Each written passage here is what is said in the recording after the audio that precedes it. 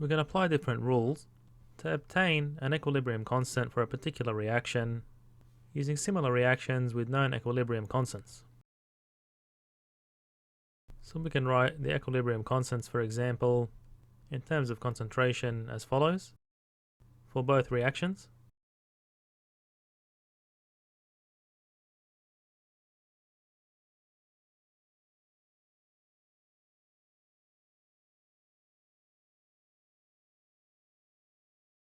And if we reverse a reaction,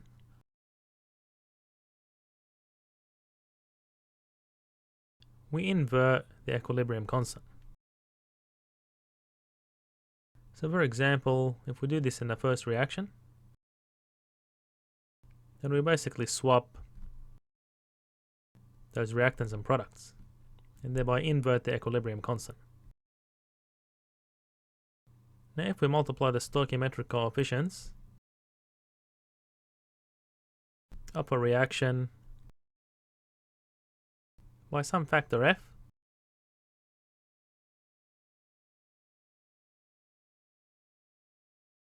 then we raise k to the power f.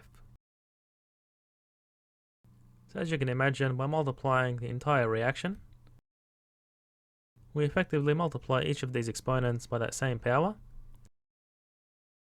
which is the same as raising this entire expression to that power. So here we have k2 to the power f.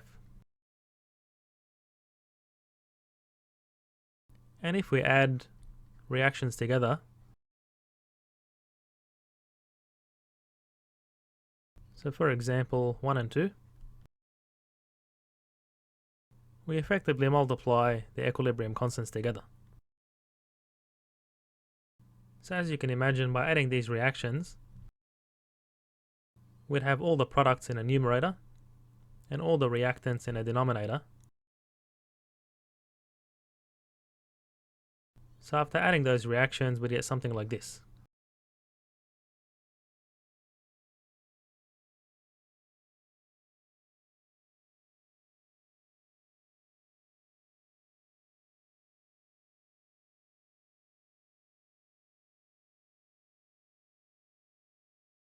So you can see that we're multiplying the two together, and thereby multiplying the equilibrium constants. Determine the equilibrium constant for the following reaction given the equilibrium constants of the following reactions. So we need to reverse the first reaction to put the silver diamine cation on the right hand side,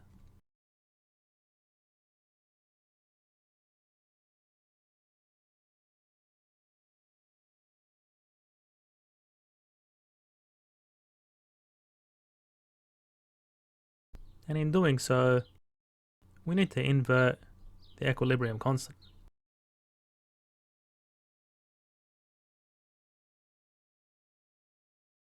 And the second reaction is consistent,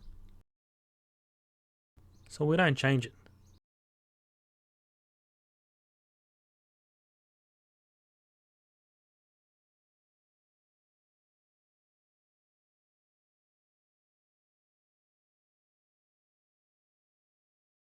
And therefore when we add these two reactions, the silver cations cancel on both sides, and we obtain the same reaction.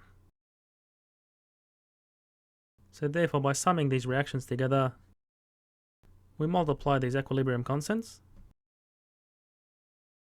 to obtain the equilibrium constant of our given reaction.